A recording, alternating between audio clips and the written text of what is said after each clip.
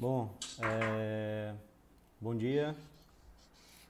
O Bapiauí hoje está trazendo para todos aí uma vídeo interessante aí, né? Nós vamos entrevistar hoje o Dr. Marcos Máximo, ele é professor do ITA. Ele vai fazer uma palestra aí pra gente de redes neurais artificiais, né? O pessoal tá usando bastante redes neurais para tudo e não podia deixar de usar também para parte de avaliação, né? É bem compatível com o que a gente usa em avaliação. E aí a gente vai apresentar aí, dar umas noções básicas e depois da palestra dele a gente abre para perguntas, tá? Quem tiver pergunta aí pode fazer direto no YouTube e aí a gente vai seguindo. Então eu vou passar a palavra aí para o Marcos, ele vai se apresentar a vocês, vai começar a explicação dele. Tá certo. Posso começar, então? Pode sim. Tudo certo. Beleza, então a apresentação que eu vou fazer hoje, como o Marcelo já havia falado, é sobre redes neurais artificiais e também eu vou mostrar como estudo de caso, né, aplicabilidade em avaliações, que é o que eu acredito que interessa para vocês. Então, esse aqui é o roteiro que eu vou seguir. Primeiramente, eu vou me apresentar e vou mostrar um pouco do trabalho que eu faço também, como que eu utilizo redes neurais no meu trabalho. Depois, vou apresentar uma pequena motivação sobre redes neurais. Não vou falar nessa parte ainda sobre a aplicação em avaliações, vou deixar para o final. E aí vou mostrar o que é o neurônio artificial, que é como se fosse um bloco de construção de uma rede neural. Então, a rede neural ela é baseada no neurônio artificial. A rede neural nada mais é do que você juntar vários neurônios artificiais de uma certa forma específica para resolver o seu problema. E aí, finalmente, vou falar sobre aplicabilidade em avaliações, né? Como a gente consegue utilizar redes neurais, por exemplo, para prever o preço de um imóvel. E, finalmente, vou terminar com a sessão para saber mais, porque realmente não tem como a gente explorar em sua completude redes neurais numa palestra aqui de cerca de 1 hora.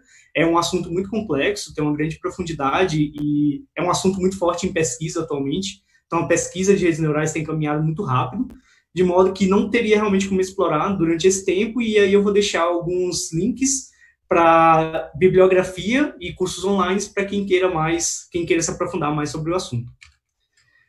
Agora falando sobre mim, eu sou o professor Marcos Máximo, né, como o Marcelo já havia falado.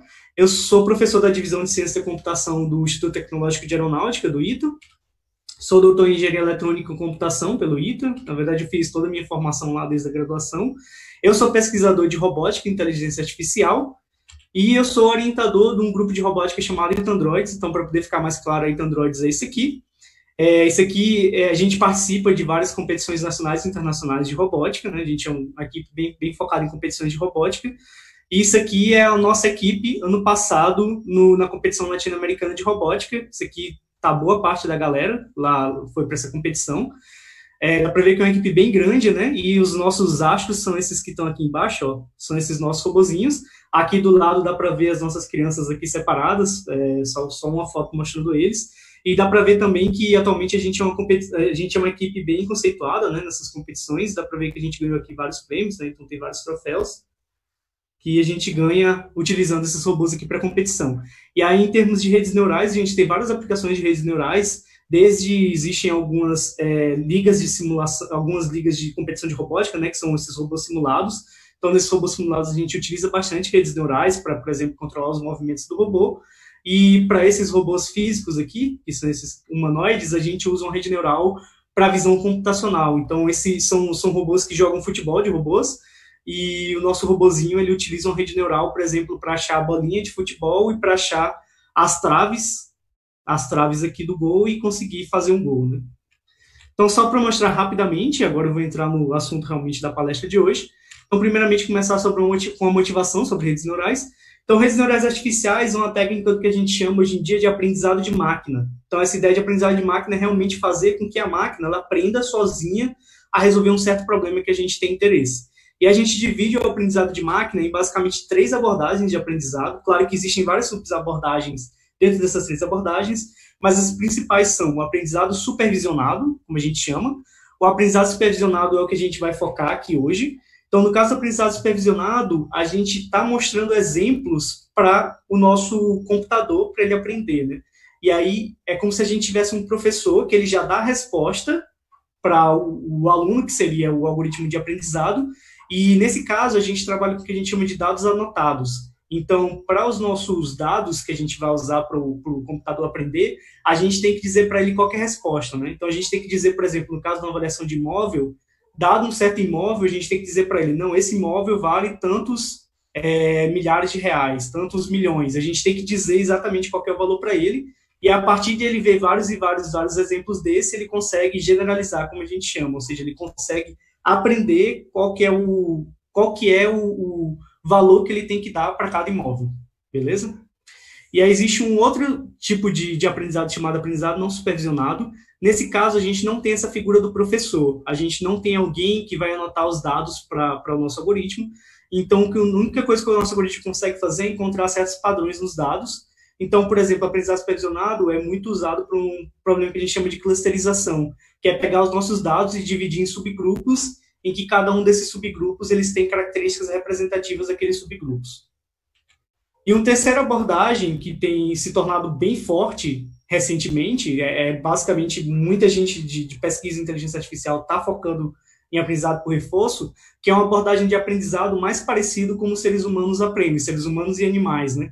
Porque boa parte do que a gente aprende não é copiando, por exemplo, outras pessoas. A gente não sabe qual é a resposta correta para muitas coisas que a gente aprende, e a gente aprende através das experiências, né? Explorando o mundo, tentando interagir com o mundo, descobrindo o que é que gera resultados positivos para a gente, o que é que gera resultados negativos para a gente. Então, essa ideia de embutir no algoritmo, exploração do mundo, e o próprio algoritmo de aprendizado tentar descobrir o que é bom para ele, o que é ruim para ele, autonomamente, sem alguém dar resposta para esse algoritmo de aprendizado. E aí, aprendizado supervisionado é a técnica que realmente tem funcionado melhor atualmente, é a técnica, assim, muitas das coisas que a gente vê, né, de visão, ou então aqueles apps de celular que modifica a cara da pessoa, ou então o Facebook, que ele consegue reconhecer as pessoas em imagens, tudo, ou o próprio tradutor do Google, tudo isso geralmente é baseado em aprendizado supervisionado, só que o aprendizado supervisionado tem esse inconveniente de que você tem que ter a figura do professor, né? Então você tem que ter um ser humano escrevendo qual que é a resposta correta para cada situação para o algoritmo poder aprender. Então ele acaba tendo um custo de você ter um especialista humano fazendo essa anotação dos dados, como a gente chama. Esse é o inconveniente dele, apesar dele ser muito, muito útil na prática, né? Ele funciona muito bem. E uma coisa que tem feito aparecer bastante na mídia, né, essa parte de aprendizado de máquina atualmente, é porque a gente tem conseguido desempenho super-humano em algumas tarefas complexas. Só que a gente tem que falar isso com cuidado, tá?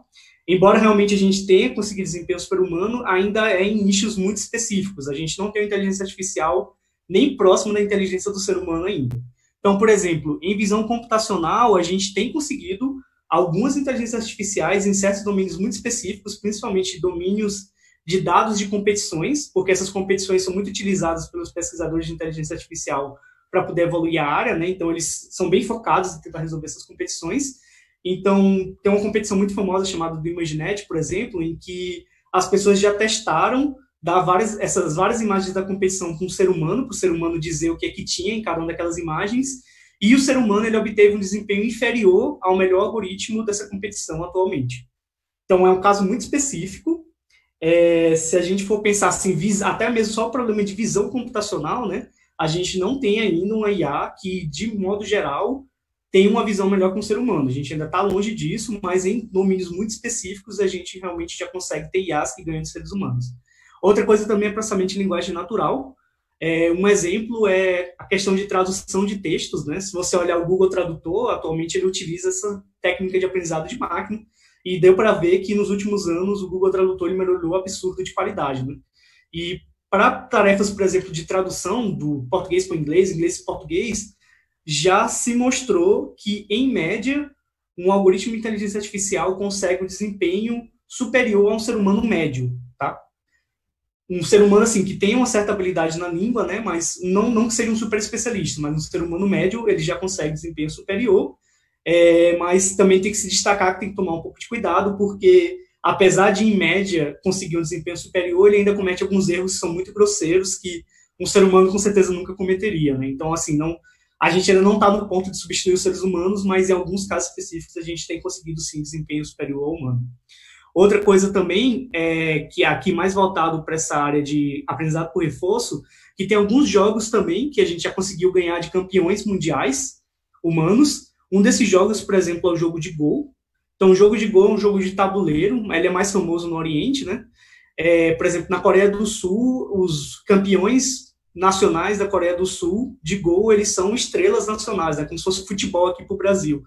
E esses caras, geralmente, eles, assim como jogadores de futebol, eles dedicam a vida deles a esse jogo, né? Então, eles passam, sei lá, 30, 40 anos da vida dele, se dedicando muito àquele jogo, se tornando realmente especialistas naquele jogo. E há pouco tempo atrás, acho que em torno de 2016, 2017, uma empresa associada ao Google, chamada DeepMind, criou uma inteligência artificial utilizando aprendizado por reforço que ganhou do campeão do mundo desse jogo. Então, isso foi um grande marco, assim, na história da inteligência artificial, porque há pouco tempo atrás, sei lá, 5, 6 anos atrás, ninguém conseguiria nem imaginar que isso seria possível, sabe?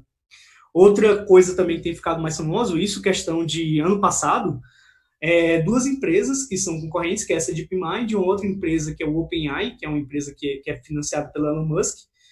Essas empresas, elas também conseguiram criar inteligências artificiais que ganharam em jogos de computador. Então, quem joga jogo de computador, com certeza já ouviu falar desses 2 jogos, são muito famosos, que é o Dota 2 e o StarCraft. Então, esses são jogos que são muito complicados de computador, se você for pensar, é muito complicado, assim, e os campeões mundiais desses jogos, eles dedicam muitas horas por dia a jogar, e esses jogos, eles têm prêmios milionários, né? São milhares de milhões de dólares o prêmio para quem ganha um campeonato de um jogo desse, de modo que as pessoas têm bastante motivação para se dedicar muito a esse jogo, e conseguiu se criar a inteligência artificial também que ganharam dos campeões do mundo nesses jogos. Mas, novamente, a gente tem que colocar um adendo, né? Apesar da gente estar ganhando de novo de seres humanos nesses jogos, a gente consegue isso através de uma coisa meio força bruta, porque esses algoritmos que conseguem ganhar, eles, por ser um jogo, isso consegue rodar em vários computadores ao mesmo tempo. Por exemplo, o jogo do Dota 2, né? O trabalho lá do OpenAI, eles utilizaram para treinar a inteligência artificial 128 mil núcleos de CPU, ou seja, como se fosse 128 mil núcleos de processador, de computador, e 256 placas de vídeo. Isso fazia com que a inteligência artificial ela conseguisse treinar 180 anos por dia. Então, é como se a inteligência artificial estivesse treinando 24 horas por dia durante 180 anos, o que é um tipo de experiência que nenhum ser humano consegue adquirir, né? Porque simplesmente o ser humano não consegue viver tudo isso, e um ser humano não consegue trabalhar 24 horas por dia, né? Uma hora ele tem que dormir, ele tem que comer, ele cansa. Então, na verdade, a IA que ganhou de Dota, eu lembro que ela tinha milhares de anos de experiência nesse jogo. Então, uma coisa que a gente tem que dizer é que, embora a gente esteja conseguindo adquirir desempenho superior ao ser humano, a gente ainda não contém um algoritmo de inteligência artificial que consegue aprender tão rápido quanto o ser humano, porque um ser humano que nunca jogou nenhum jogo de computador, se você colocar ele para jogar um jogo desse, ele atinge um nível de proficiência razoável rapidamente, enquanto a IA ela demora muitas e muitas horas de processamento ou anos de experiência para poder chegar a algum nível razoável de proficiência, né? Então, a gente tem essa questão que a gente diz que o ser humano ele ainda é muito mais eficiente em termos de dados para poder aprender do que os nossos melhores algoritmos de inteligência artificial. Beleza, agora entrando sobre o aprendizado supervisionado, isso aqui é um exemplo para ficar bem claro o que a gente quer dizer com aquilo que a gente chamou de dados anotados, né? Então, por exemplo, isso aqui é um algoritmo de aprendizado supervisionado para você treinar uma inteligência artificial a detectar gatinhos e cachorros. Então, nesse caso, e isso aqui é realmente um conjunto de dados que é utilizado para poder treinar redes neurais, é de uma competição chamada Kaggle, né? Na verdade, isso é uma plataforma de competições. E aí, aqui na esquerda, a gente tem várias imagens de gatos, e a ideia é que a gente vai mostrar essas várias imagens de gatos para o nosso algoritmo de rede neural, e ele vai aprender o que é um gato. E a mesma coisa com os cachorros, né? A gente vai mostrar várias imagens de cachorros, e a partir de várias imagens que ele sabe que são cachorros, né? Isso é bem importante falar, tá? Os dados têm que ser anotados. Então, ele tem que saber que tudo que está aqui à esquerda são gatos, tudo que está aqui à direita são cachorros. E aí, a partir desses exemplos, ele vai conseguir aprender o que é um gato, o que é um cachorro.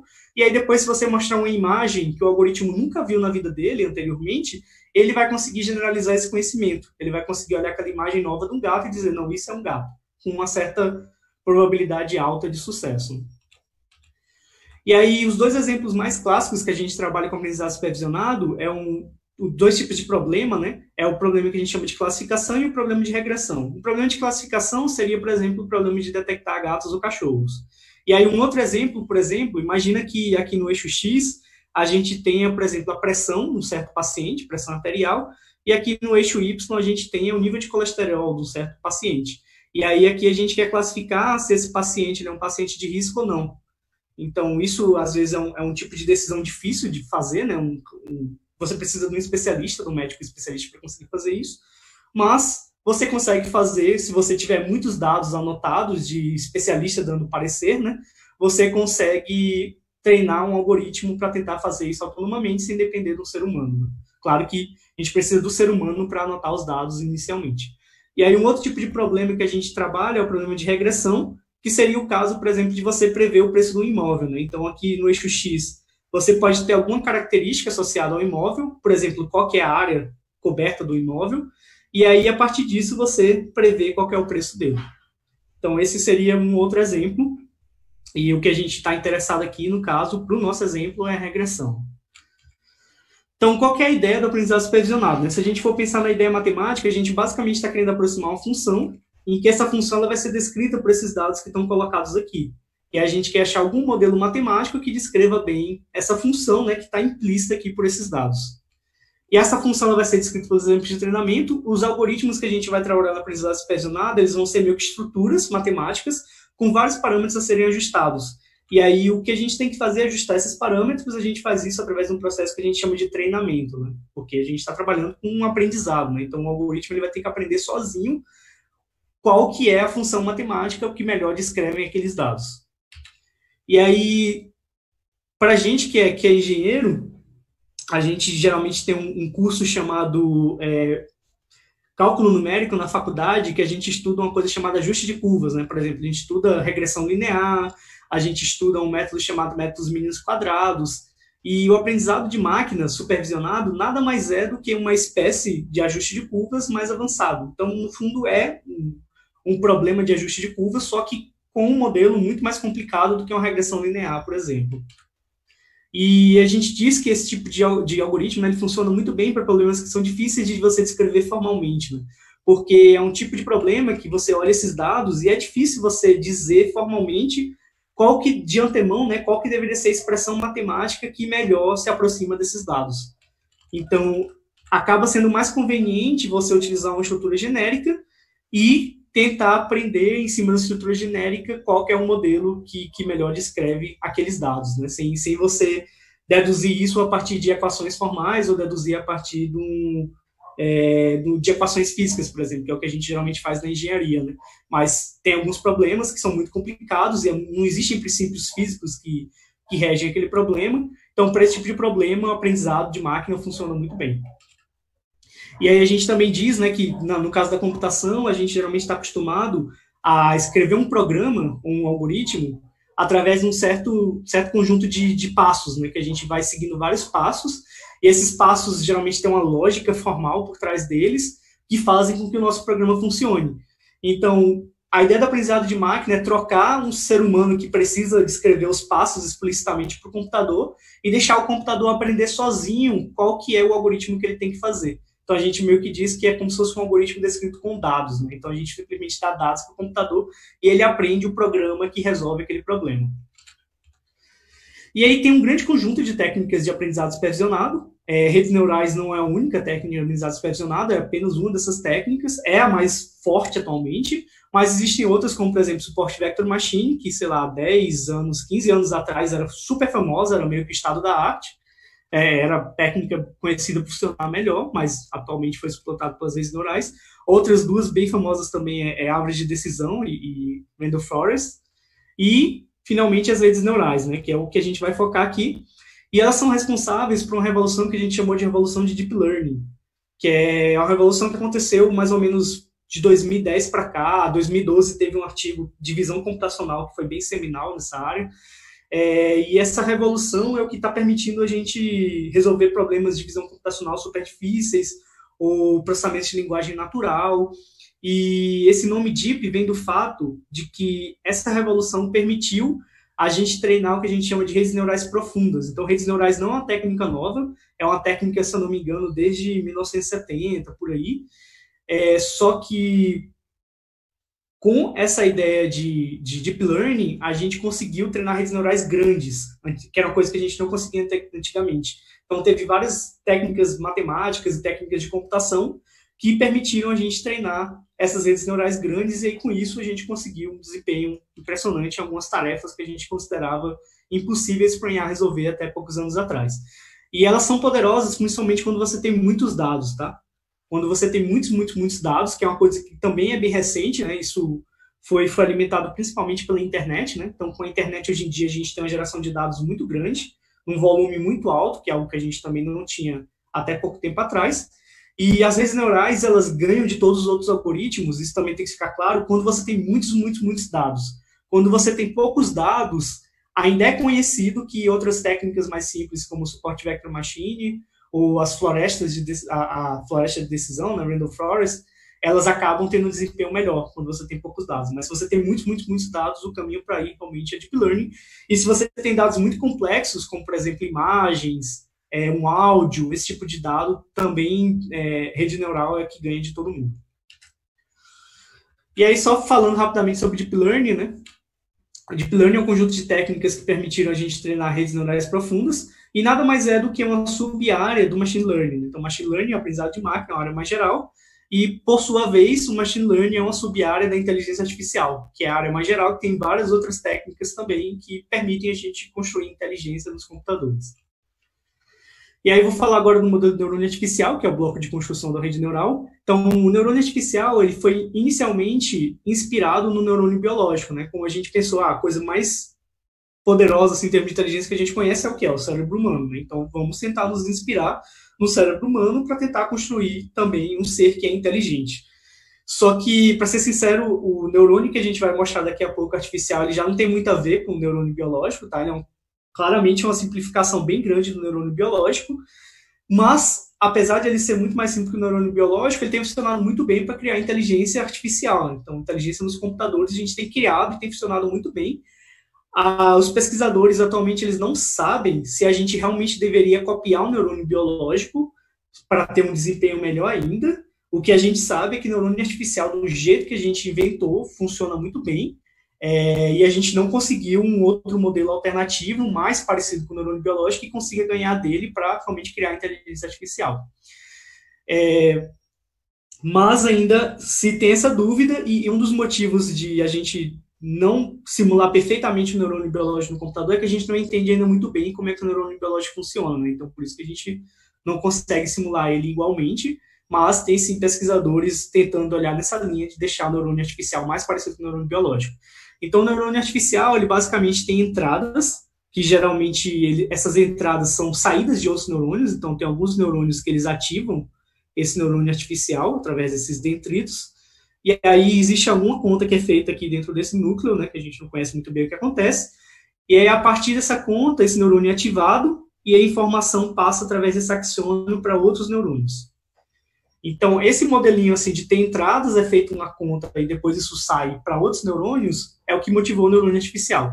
Então, o neurônio artificial é tipo aquilo, só que a conta que ele faz é muito besta. Então, ele basicamente pega as entradas, que são esses x1, x2 até x4, multiplica por pesos, como a gente chama, que é o W1, W2, W3, W4, e soma tudo isso. Então, ele multiplica cada entrada xi pelo peso wi, soma toda essa galera, e depois soma um outro termo que a gente chama de termo de Bayes, tá? Esse termo de Bayes é só para fazer um offset nessa combinação linear das entradas. E aí, depois, ele ainda aplica uma função não linear, que é esse g. Então, essa é a continha que ele faz, né? Ele soma aqui WJ com XJ, depois soma esse termo de Bayes, e aí aplica essa função não linear. E essa função não linear existe em vários tipos diferentes. Então, W, que é o nosso vetor W, ele é o conjunto de pesos, esse B é um Bayes, X é um vetor de entradas, G é a função de ativação, e o objetivo do treinamento vai ser tentar ajustar esse vetor de pesos e o Bayes, né, para poder aproximar alguma função. Então, a gente está prevendo alguma coisa aqui com o nosso neurônio e a gente quer que essa coisa que ele está prevendo fique parecido com uma certa função. Isso quando a gente está pensando só no neurônio isolado, tá? E aí, funções de ativação. Existem várias funções de ativação diferentes que você pode utilizar. Você pode utilizar uma função de ativação que a gente chama de identidade, que é simplesmente uma função linear. Então, nesse caso, você não tem um efeito não linear, né? Esse tipo de função de ativação geralmente não é muito útil, tá? Porque não dá muito poder de representação para o nosso neurônio. Outra função de ativação que você pode utilizar, que era muito famosa até pouco tempo atrás, é a que a gente chama de sigmoide. E aí, essa função de ativação, a ideia dela, mais ou menos, é tentar fazer o que o neurônio biológico faz.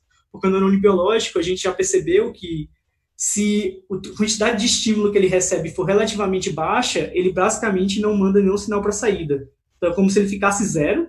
No caso aqui, se a conta interna do neurônio der menor que zero, é como se ele não tivesse ativado. E aí, depois que atinge um certo valor, aí ele passa a estar ativado, e aí depois passa para o valor de 1. Né? Então, a sigmoide, ela faz isso, como se fosse essa ativado ou desativado, só que de uma forma mais suave. E o motivo de ser mais suave é para tornar essa função derivável, que é uma coisa que é muito importante no treinamento. Tá? Então, por isso até que eu escrevi qual que é a derivada da sigmoide aqui, porque para a gente conseguir fazer o treinamento depois, é muito importante a gente conseguir calcular a derivada analiticamente, e a derivada da sigmoide é muito fácil, porque é simplesmente sigmoide vezes 1 menos a sigmoide. Um outro tipo de função também que era bastante utilizado antigamente é a tangente hiperbólica, e a função de ativação que é mais utilizada na era Deep Learning, né, mais recentemente, com as redes neurais profundas, é o que a gente chama dessa ReLU. Então, essa ReLU é uma função de ativação muito simples.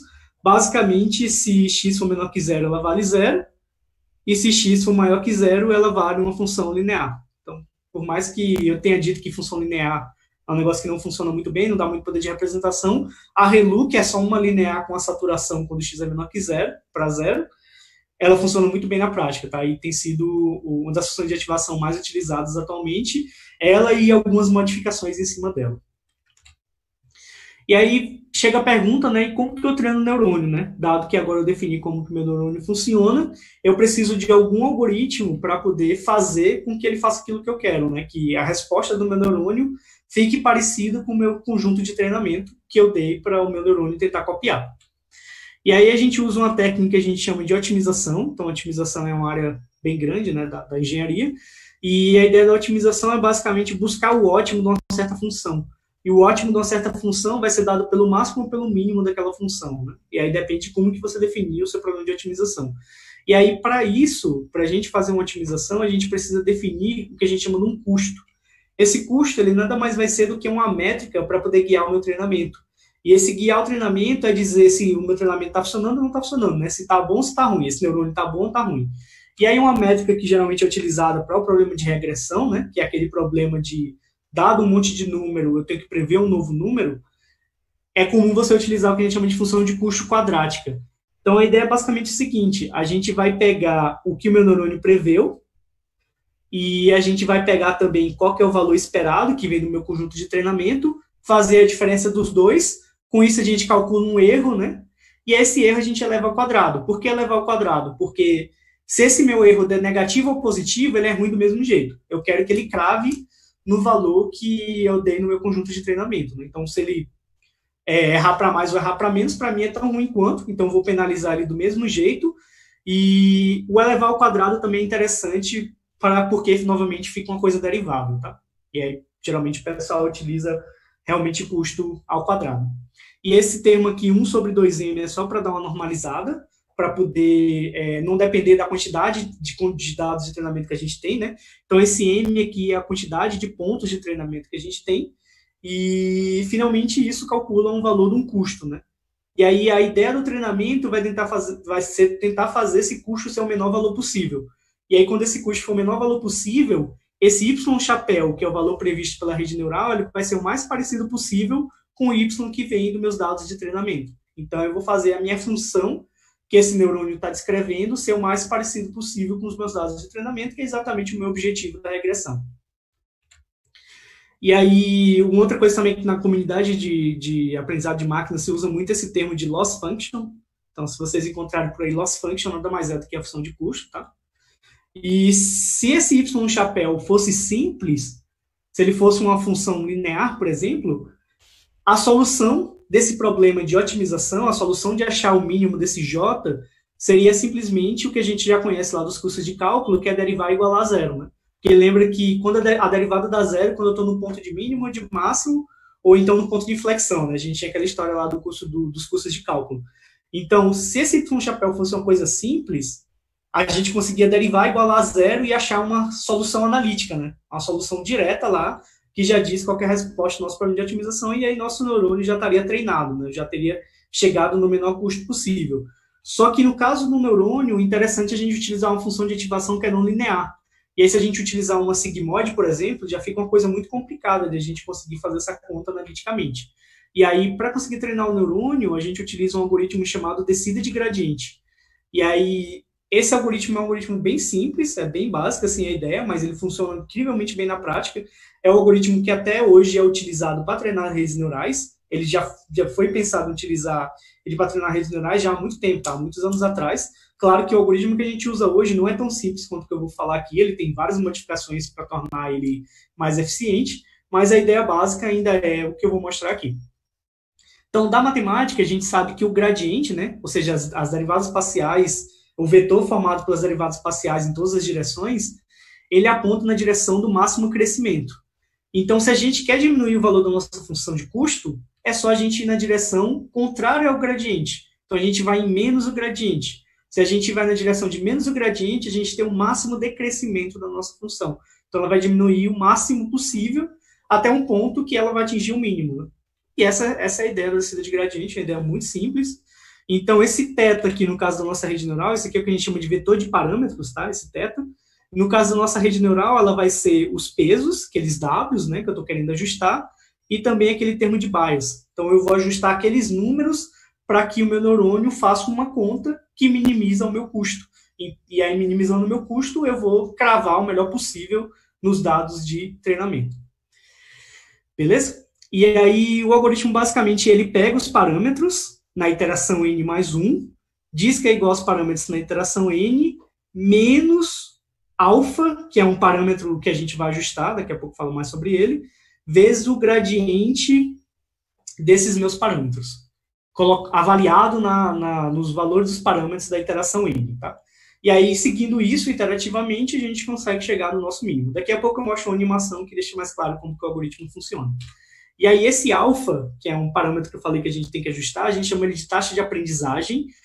Ele vai dizer o quão agressivo é o meu aprendizado, né? Quanto maior o alfa, mais eu tento corrigir na direção de menos do gradiente. E aí, se esse alfa for muito grande, geralmente meu treinamento fica instável, porque eu tento corrigir agressivamente demais, né? Tento ser muito agressivo nessa correção, e aí meu algoritmo acaba não funcionando. Se ele for baixo demais, o meu algoritmo vai demorar muito para convergir, porque ele vai ser muito cauteloso nessa correção, e ele vai demorar muito para poder chegar no mínimo. E essa taxa de aprendizado é meio que um trade-off assim, entre ser alto e ser baixo, e geralmente depende de problema, que é uma coisa meio chata, assim, depende de qual problema que você está lidando, qual conjunto de treinamento que você está lidando, então não existe um valor de antemão conhecido para esse alfa, você tem que testar um pouco mesmo até descobrir qual que é o valor correto, e é um negócio que depende um pouco de experiência assim, também. Pessoas que têm mais experiência em aplicar aprendizado de máquina, elas conseguem chutar mais facilmente qual é um valor de alfa razoável para aquele problema que elas estão trabalhando, assim como ajustar o alfa mais rapidamente, de acordo com o que está aparecendo nas curvas do aprendizado. E aqui é uma animação da descida de gradiente. Aqui a gente está utilizando a descida de gradiente para fazer uma regressão linear, tá? Eu sei que é coisa muito mais simples do que uma rede neural, mas é só para poder ficar claro como o algoritmo funciona. Então, o algoritmo ele começou nessa posição aqui, né? Nesse ponto, e aí ele vai andando na direção aqui de menos o gradiente, menos o gradiente, menos o gradiente, e aí cada iteração percebe que ele vai convergindo aqui para o mínimo, né? Para o mínimo da minha função, que é esse ponto aqui. Então, essa é uma função que ela é convexa, como a gente chama, e ela tem um mínimo muito claro. No caso da rede neural, as coisas não são tão bem comportadas assim, mas mesmo assim o algoritmo funciona bem, tá? No caso da rede neural, essa curva aqui do J, do meu custo mínimo, né? O J seria esse meu eixo aqui, e aqui seriam dois parâmetros que eu estou ajustando. No caso da regressão linear, é o coeficiente angular e o coeficiente linear da reta, né? No caso de uma rede neural, esse J aqui geralmente é uma coisa super complicada, tá? Uma função super complicada, mas mesmo assim o algoritmo funciona bem, ele vai descendo, descendo, descendo, descendo até achar o mínimo, que nem está sendo mostrado aqui. E aqui à direita está mostrando a reta, que ele começou com a reta chutada inicialmente, né? E com o tempo essa reta foi cada vez melhorando até conseguir se alinhar bem com os meus dados, né? De modo que realmente o algoritmo aprendeu. Quando a gente olha a função de custo, o nosso custo quadrático, por exemplo, né, aquele nosso J, isso aqui é um gráfico clássico, assim, para você ver se o aprendizado realmente está funcionando bem. O seu custo, ele tende a começar com valor alto, tá? Porque geralmente você começa com aqueles pesos do neurônio totalmente chutados, são valores aleatórios, porque você não sabe qual é o valor correto inicialmente. Você pode até colocar algum valor na mão, se você quiser, se você tem alguma suposição de quais os valores tem que ser para o neurônio, você pode colocar na mão, mas é mais comum a gente começar com os valores aleatórios, porque é muito difícil você chutar algum valor inicial que faça sentido. E aí, depois de um tempo, esse custo ele vai diminuindo, até que ele atinge um certo mínimo, né? Tá? Geralmente ele não chega a ser perfeitamente zero, porque para a maioria dos nossos dados é impossível você cravar perfeitamente nos seus dados, né? E aí você tenta se aproximar o máximo possível, mas você ainda vai ter alguns erros ao quadrado aqui em relação ao que você se aproximou. Então ele não tende para zero. Isso aqui também é um gráfico mostrado para uma regressão linear. Para uma rede neural, esse gráfico não é tão bonitinho quanto está mostrado aqui, mas ele segue a mesma tendência, só que ele é mais ruidoso, né? Às vezes vai dar uma aumentadinha rapidamente, vai cair de novo, vai dar uma aumentadinha. Então, no caso da rede neural, não é tão bonitinho assim, mas ainda funciona parecido com isso. Beleza, então, dado que a gente explicou como que funciona o neurônio artificial, o bloco de construção, agora a gente vai falar das redes neurais artificiais. Então, pesquisas bem antigas já, desde, sei lá, de 80, 70, mostraram que o poder de representação do único neurônio ele é muito limitado, tá? Então, quando foi inventado o neurônio artificial, a comunidade de inteligência artificial ficou muito pressionada, assim, porque começou a aprender várias tarefinhas, e aí o pessoal ficou, nossa, isso aqui vai mudar o mundo, até que se descobriu, conseguiu se mostrar matematicamente que, na verdade, o poder de representação é muito limitado, e aí não se tinha pensado em fazer redes neurais naquela época, e aí o único neurônio ele é capaz de classificar o que a gente chama de conjuntos de dados linearmente separáveis. Ou seja, se você estiver resolvendo um problema de classificação, por exemplo, tem que ser um gráfico que, na hora que você colocar, por exemplo, isso com 2 dimensões só, tá? Com 2 entradas apenas, já tem um problema. Tem que ser alguma coisa que, eu vou botar aqui pontinhos e xizinhos, tem que ser alguma coisa que você consiga separar utilizando uma reta. Se for uma curva mais complicada que uma reta, por exemplo, naquele exemplo que eu mostrei de classificação, era uma coisa meio assim, né? Um neurônio só já não consegue resolver.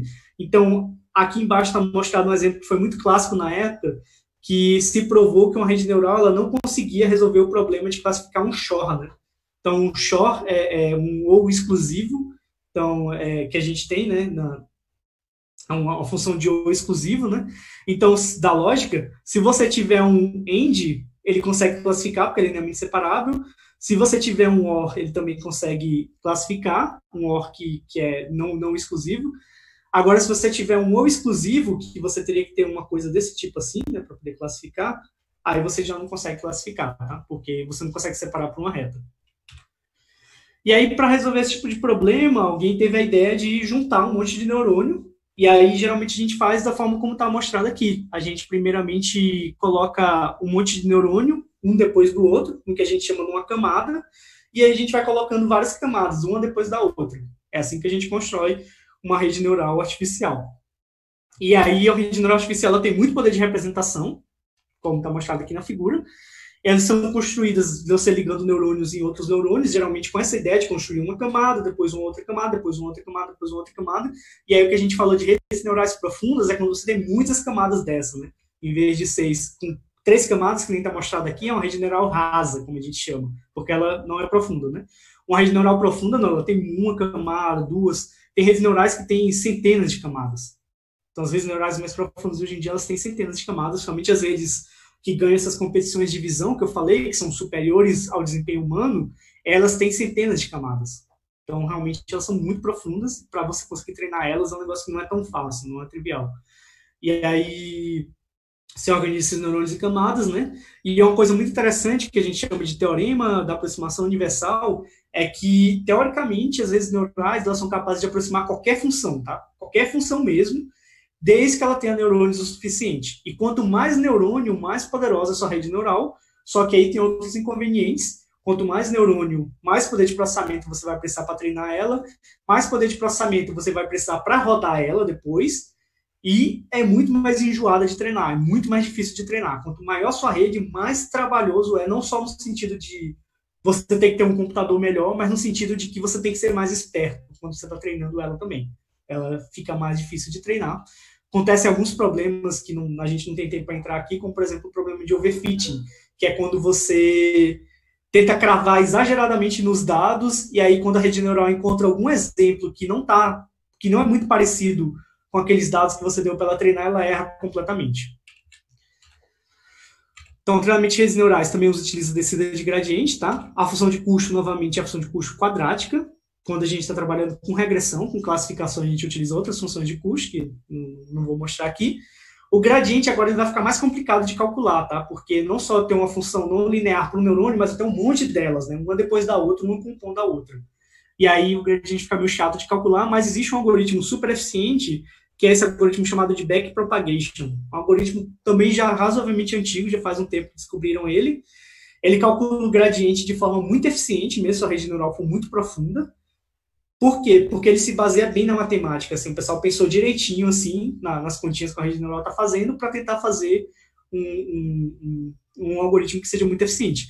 Ele se baseia principalmente na regra da cadeia, realmente aquela regra da cadeia que a gente aprende para calcular a derivada de uma função composta lá nos cursos de cálculo, é aquela regra da cadeia mesmo, mais simples, porque pensa que uma rede neural, ela nada mais é do que uma composição de várias funções, né? Porque a saída de um neurônio vira entrada para outro neurônio, então você vai compor uma função com outra função, com outra função, com outra função, e aí se você aplicar a regra da cadeia, você consegue calcular essa derivada analiticamente, né? Você consegue calcular na conta mesmo, e aí você fica muito mais rápido você implementar no computador.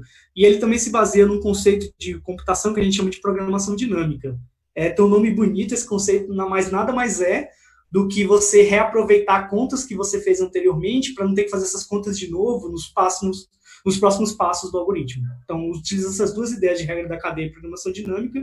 Se inventou esse algoritmo de backpropagation, porque ele calcula o gradiente de uma rede neural muito rapidamente, e aí você utiliza esse gradiente que foi calculado para fazer a descida do gradiente e treinar uma rede neural. Por mais complexa que ela seja, esse algoritmo ele funciona razoavelmente rápido. Beleza, então, o que eu falei até agora é a minha introdução a redes neurais, né? Então, isso foi para poder introduzir a técnica para vocês. E agora vamos para o que a gente realmente quer saber aqui na palestra de hoje, que é como aplicar isso para a gente fazer a avaliação imobiliária. Então, a gente vai falar aqui sobre predição de preço, tá? É o que a gente vai focar, o que por si só já é um problema extremamente complicado, né? Por quê? Porque você envolve muitos fatores, né? Você envolve fatores políticos, da localização que o imóvel está, fatores econômicos, do momento que a economia está. Então, tem muitas coisas ao mesmo tempo acontecendo para você conseguir dizer qual é o valor de um certo imóvel, né? Então, é um problema que é muito complicado, assim, é muita análise de dados assim, tem que ser muito profunda, né? Tanto que você precisa de um especialista para fazer isso bem, e geralmente tem sido feito em cima de modelos estatísticos, né? Então, quem faz de uma forma mais objetiva faz em cima de modelos estatísticos, mas dá para você fazer com redes neurais, porque redes neurais são muito boas para isso, elas são muito boas para pegar um monte de dados, que é o que eu vim mostrando, né? E tentar enxergar qual é o padrão que existe por trás desses dados. Elas foram feitas exatamente para isso, então encaixa muito bem com o problema, né? E aí, claramente, é um problema de aprendizado supervisionado e é um problema de regressão, porque é um problema que você tem um monte de fator afetando um certo valor, que é o preço do imóvel, e esse monte de fatores, eles afetam o preço do meu imóvel de uma forma muito complicada, muito não linear. E uma rede neural é boa exatamente para isso, para pegar essa não linearidade assim, de como afeta e resolver isso. Porque, por exemplo, antigamente o pessoal utilizava bastante modelos de regressão multilinear, como a gente chama, né? Que você considera vários fatores, mas ainda você faz uma regressão linear. Só que alguns fatores, eles afetam esse preço do imóvel de uma forma muito não linear, né? Muito não clara, assim. Então, para esses fatores, uma regressão linear com certeza não vai funcionar muito bem. E aí uma rede neural teria uma capacidade muito maior de resolver esse problema do que uma simples regressão linear. E aí regressão complexa envolvendo muitos fatores. E uma coisa também bem interessante sobre esse problema é que hoje em dia a gente tem muitos anúncios de imóveis na internet, né? Então a gente tem uma grande quantidade de dados na internet na internet, a gente já pode aproveitar esses dados para treinar a nossa rede neural. Por que não, né? Daqui a pouco eu chego um pouco... esses dados existem bastante, só que, por outro lado, eles são meio chatos de lidar. Por quê? Porque muitos desses dados são incompletos, tá? Primeiramente, num anúncio, não só porque alguém fez algo errado, mas num anúncio de um imóvel na internet, é permitido que você não coloque todas as informações, né, no anúncio que você está fazendo. Você, como anunciante, não necessariamente você quer colocar todas as informações do seu imóvel. E aí, por isso, tem alguns dados que vão estar faltando. E um outro problema é que muitas vezes esses dados são, como a gente chama de não estruturados. Não estruturados é que eles não estão no formato que é bom para um computador lidar, porque eles foram feitos para seres humanos lidar e não para computadores lidar. Então, por exemplo, muitos dos dados estão no meio de um texto escrito em linguagem natural, que é uma coisa que assim não é tão trivial para um computador lidar. Embora a gente tenha redes neurais profundas, que, como eu falei, hoje em dia tem um bom desempenho para processamento de linguagem natural, não é uma coisa tão trivial assim, tá, de lidar. E, além disso, tem a questão dos dados incompletos, que a gente tem que fazer alguma coisa sobre esses dados incompletos, né, para que o nosso modelo de predição funcione bem. Então, eu diria que é um método muito promissor, mas e também ele não é muito explorado, tá? Eu tentei procurar exemplos na internet, não tem tanto assim ainda, então é um campo que com certeza vale a pena explorar. Uma outra coisa também que é importante de se falar, né, é que quando a gente faz modelos assim de rede neural, tudo que eu falei até agora parece que é uma coisa muito automatizada, né? Você pega esse conjunto de dados, dá lá para a rede neural, ela treina e aprende tudo autonomamente. De fato, essa é o que as pessoas de IA querem chegar, né? As pessoas de inteligência artificial querem fazer, é um algoritmo que seja autônomo e dependa o mínimo possível de um ser humano. Mas, como a gente sabe, os algoritmos hoje em dia eles ainda não são bem assim. Então, consegue-se explorar muito o que a gente chama de conhecimento de domínio. Então, por exemplo, é muito interessante quando você for construir uma rede neural para fazer avaliação imobiliária, que você consulte especialistas na área, porque eles sabem quais são os fatores que mais influenciam o preço.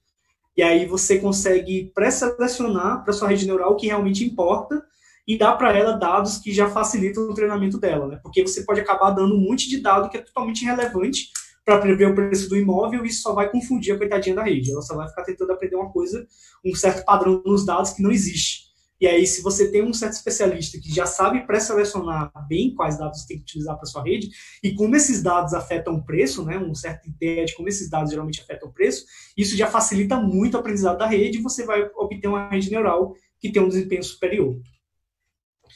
E outra coisa também importante a se falar é que esses algoritmos, da forma eles são algoritmos muito novos ainda, isso no mundo inteiro, tá? Isso não estou falando apenas do contexto de avaliação imobiliária. Então, eles são algoritmos que geralmente estão sendo utilizados para coisas que não são críticas ou coisas que vai auxiliar, vai ser um certo tipo de apoio a um ser humano. Por quê? Porque a gente ainda não confia tanto ainda nesses algoritmos para tomar decisão autonomamente, tá? E, de fato, eles ainda cometem erros muito grosseiros em certas situações.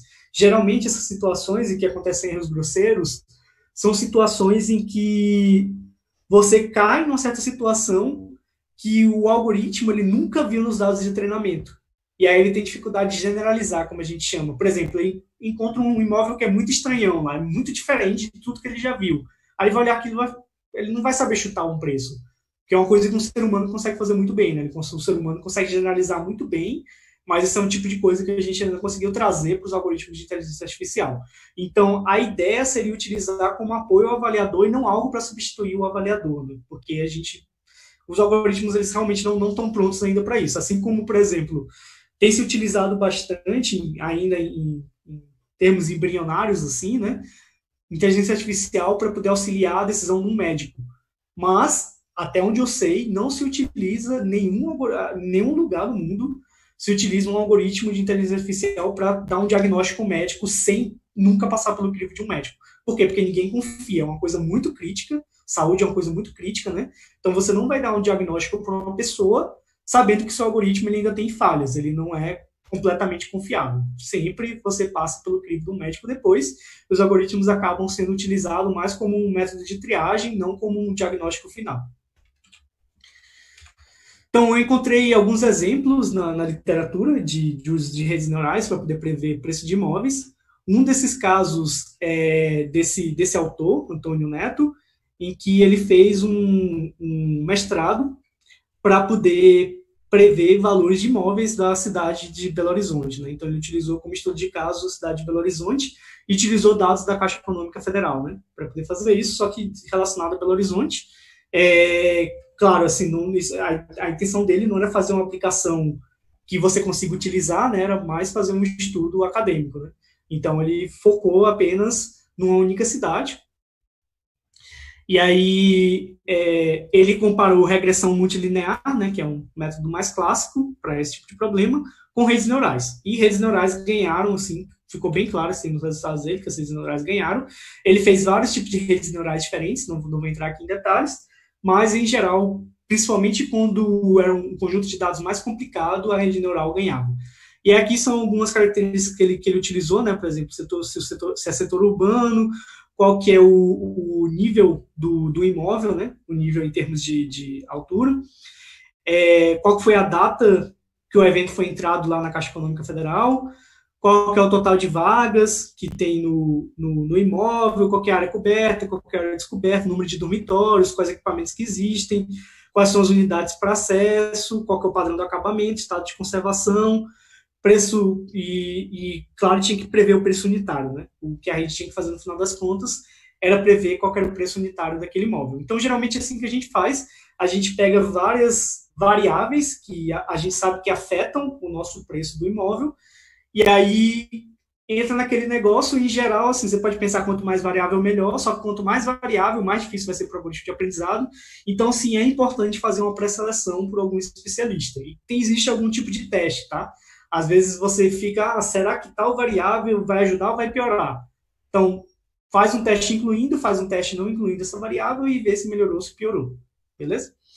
Outra coisa também é que você geralmente precisa de números, de números reais. Então, redes neurais elas foram feitas para trabalhar com números reais.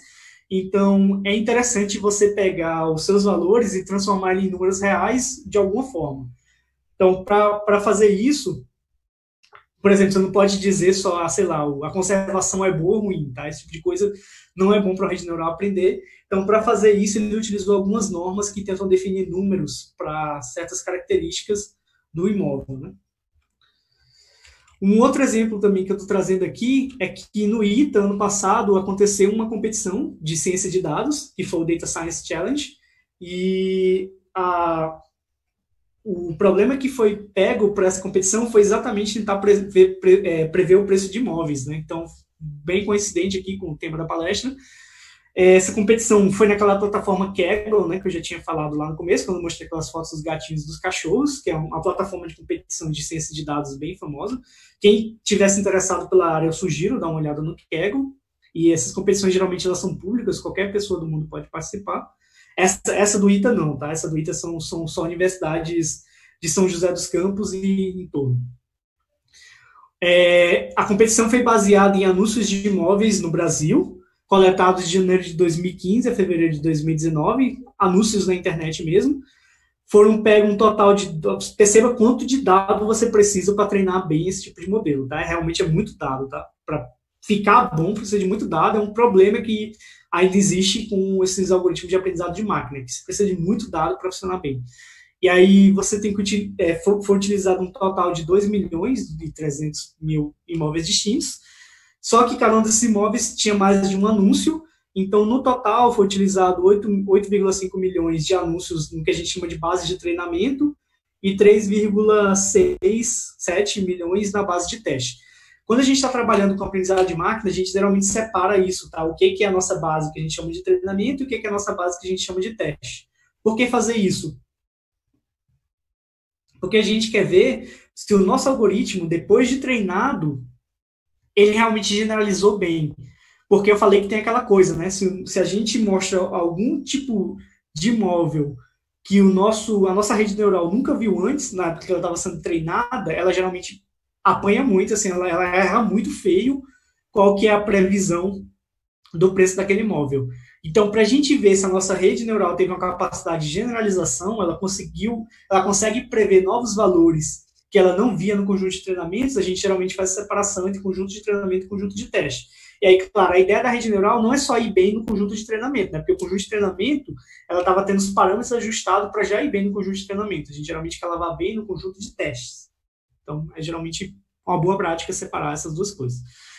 E aí é uma mistura de dados, tá? Tinha dado que era estruturado, que era no formato de tabelinha, do jeito que o computador gosta. Tinha dados de imagens, então realmente eles pegaram as fotos, né, dos anúncios lá do apartamento e colocaram juntos. Se você conseguir utilizar a inteligência artificial que olha a foto e consiga dizer se o imóvel vale mais ou menos pela foto, tá valendo também.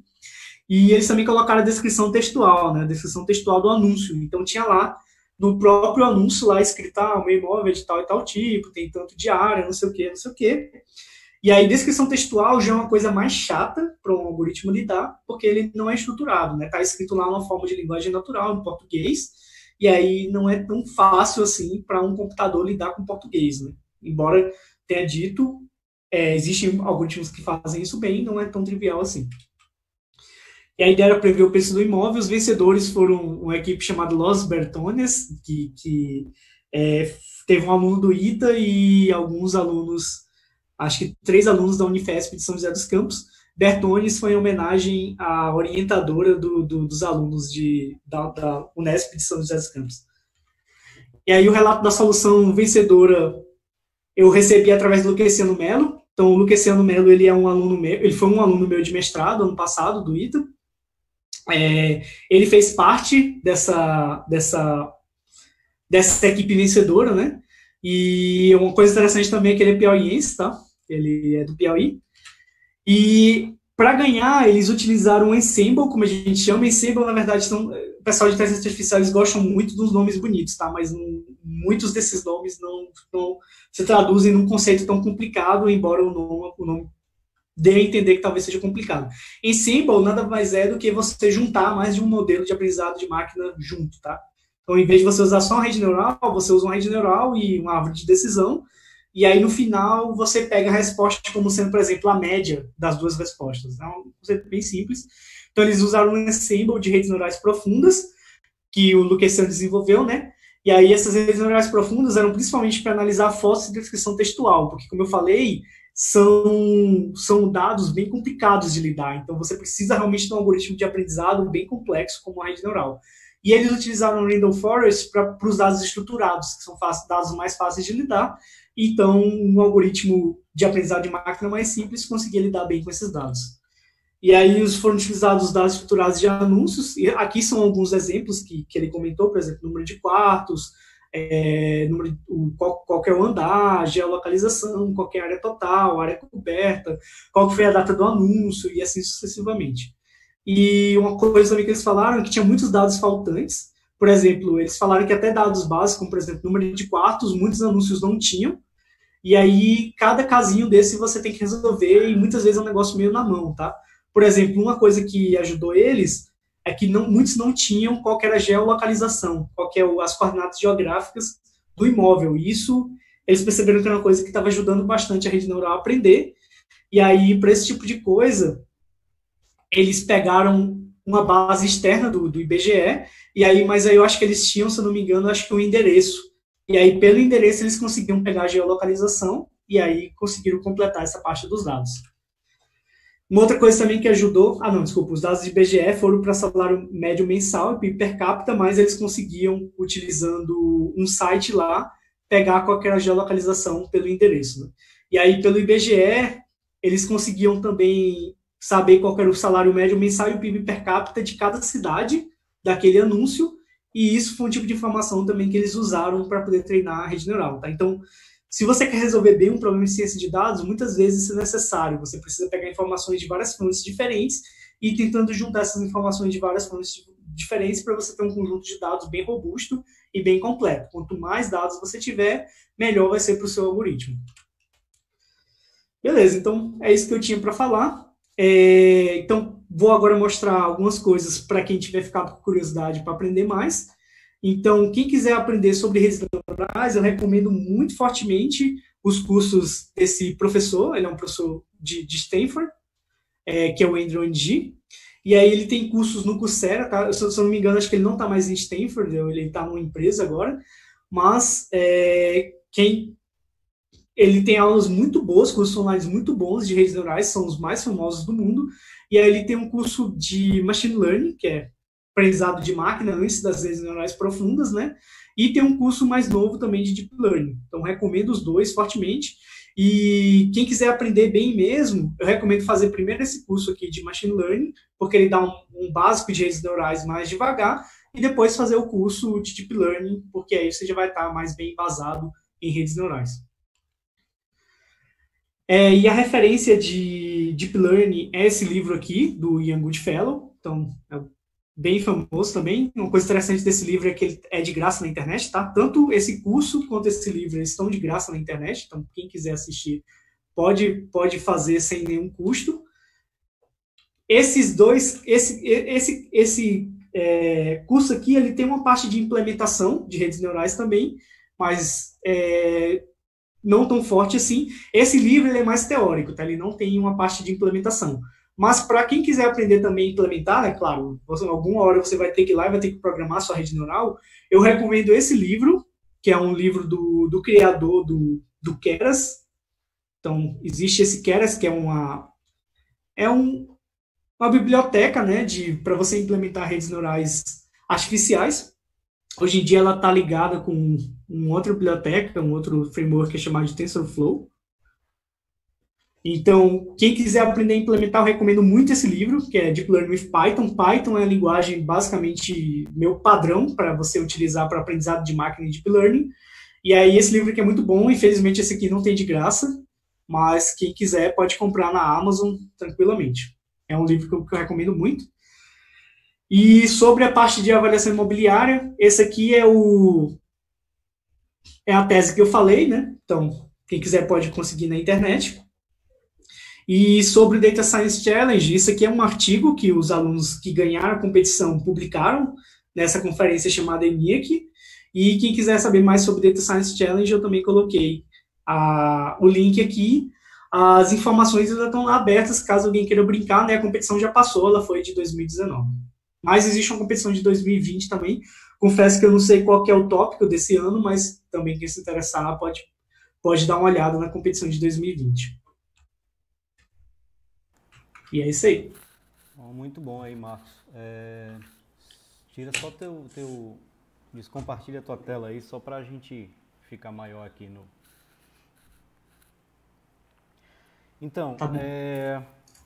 o pessoal do Paraná, do IBAP Paraná, fez uma publicação na revista deles lá, justamente de uma das equipes que participou lá da competição, né? Então, quem quiser se aprofundar também, lá no Paraná tem a revista do IBAP Paraná, é na página 43, predição de preços de imóveis através da aprendizagem de máquina, né? Tudo a ver aí com o nosso assunto, muito bom, né?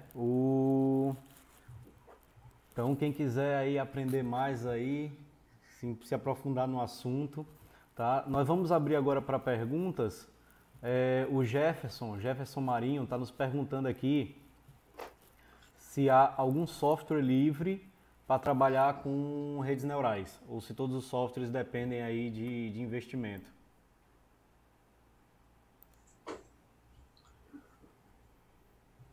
Então, os melhores softwares eles são livres atualmente, isso é muito bom.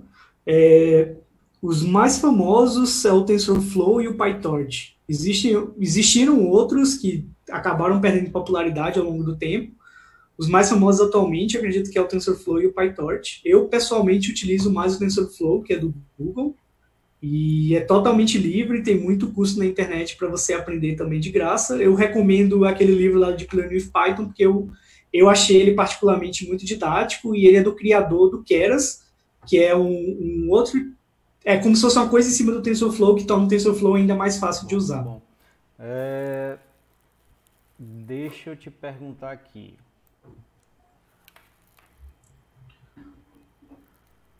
Eu tava vendo tua palestra, me bateu uma dúvida aqui. Deixa eu te perguntar, na tua opinião, o que é que tu acha? Tu acha que essa metodologia de dados, de análise de dados com inteligência artificial, ela consegue bater a metodologia tradicional que está sendo usada hoje? Vai demorar muito para chegar nesse nível? Como é que logo a gente vai ter software já fazendo isso automaticamente e utilizando essa metodologia aí substituindo o que a gente já usa hoje?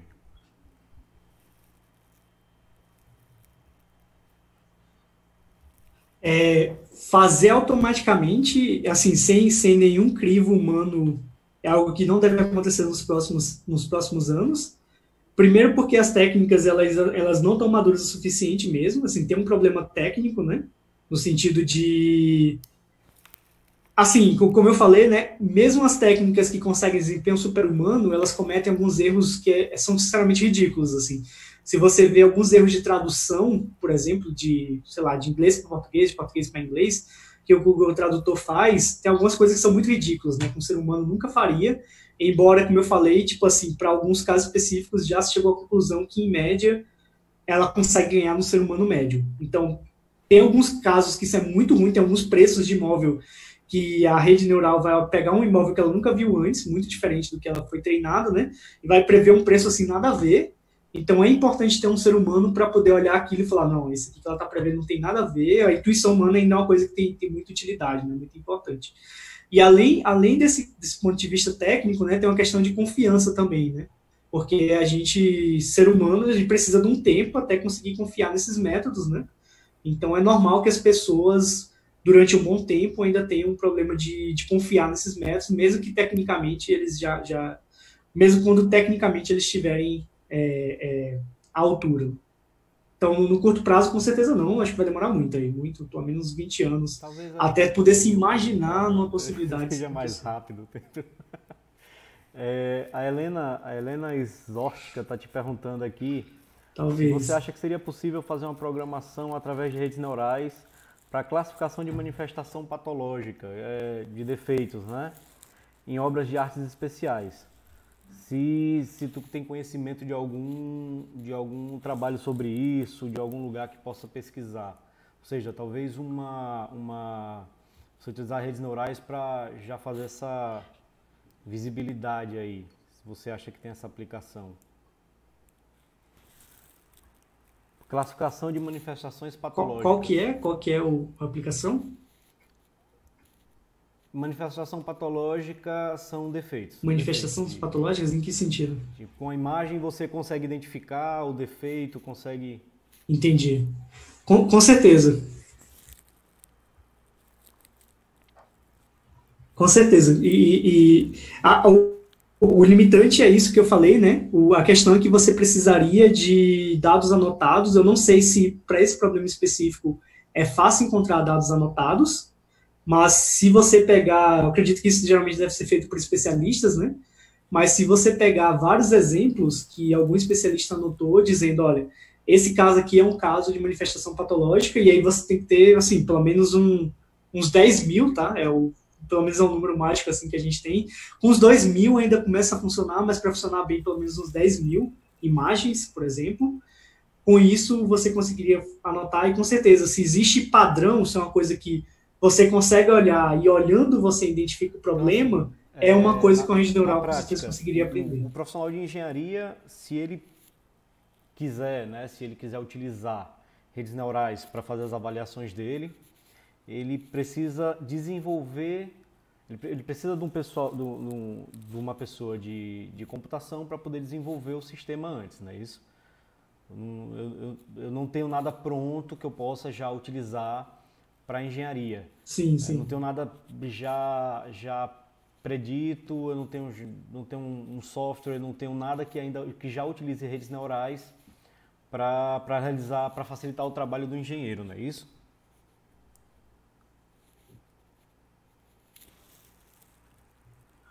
Para ser sincero, o nível que as ferramentas estão atualmente, o TensorFlow, por exemplo, né, se você me perguntasse isso há 10 anos atrás, eu ia dizer, não, você precisa de um cara especializado de redes neurais de computação para conseguir utilizar.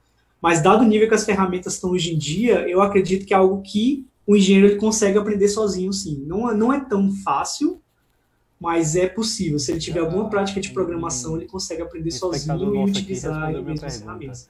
Ele está falando, o Jefferson está falando que o software CIDEA da Pelisystem é um dos mais Tá? utilizados aqui no Brasil de avaliadores. Ele já, inclusive, Entendi. é autor da dissertação de mestrado que que você citou, ele já está contemplando a avaliação de imóveis por redes neurais. Então ele já está utilizando Legal. essa tecnologia, já tá fazendo isso que a gente está comentando aqui. Muito bom, isso é bom para a gente, né? Me tira outra dúvida, deixa eu te Interessante. fazer outra pergunta. Interessante, não E esse sabia. método é confiável? Tipo, eu posso apenas jogar os dados, coletar os dados, jogar os dados e deixar rodar e depois passar o resultado para frente, ou isso aí não vai tirar o emprego do engenheiro de jeito nenhum, ele ainda tem que analisar os dados, ele ainda tem que ser assertivo no resultado.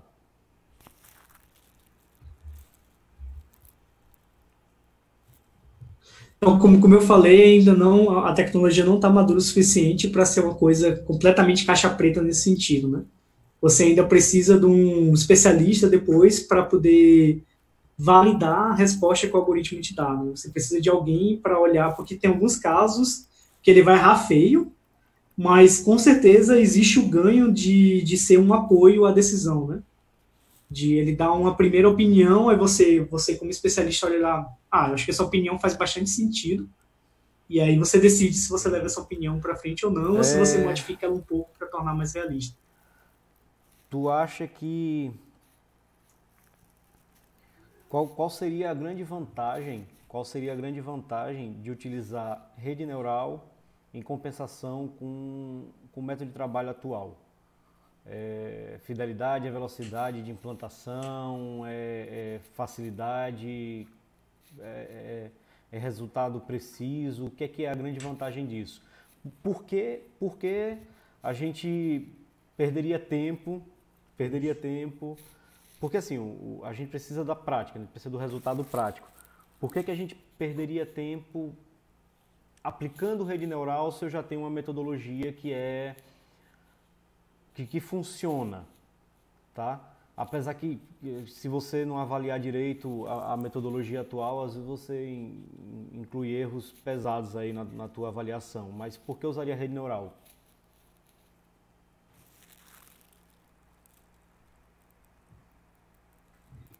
É porque a rede neural é muito boa em conseguir juntar esse monte de dados, sabe? E de vários caminhos diferentes. Tipo, de imagem, de texto, de dados estruturados, e conseguir lidar com a quantidade enorme de dados, encontrar padrão nessa quantidade enorme de dados e chegar num resultado muito bom mesmo, muito preciso. Atualmente, assim, de técnicas estatísticas para você reconhecer padrão é considerado o estado da arte, né? A melhor técnica O Carlos Arantes está disponível perguntando no, na literatura. como seria a aplicação para avaliação de imóveis rurais. Tá? No imóvel rural, a grande diferença é porque muda o tipo de dado, mas é a mesma coisa, análise de dados. Então, você acha que seria possível essa utilização em Uhum. avaliação de imóveis rurais?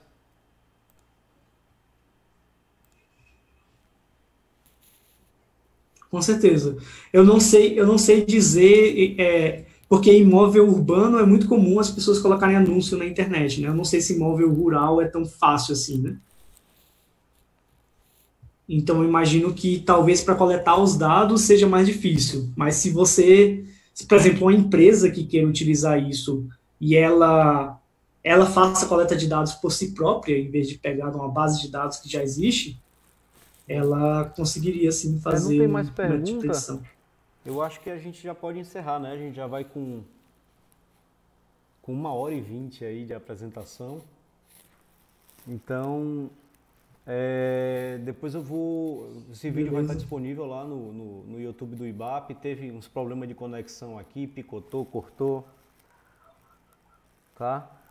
E depois eu vou jogar o vídeo certinho, editado, bonitinho, tá? Esse aqui vai estar disponível por enquanto. Depois eu vou jogar o vídeo bonitinho, sem picote, sem corte, sem pausa de transmissão.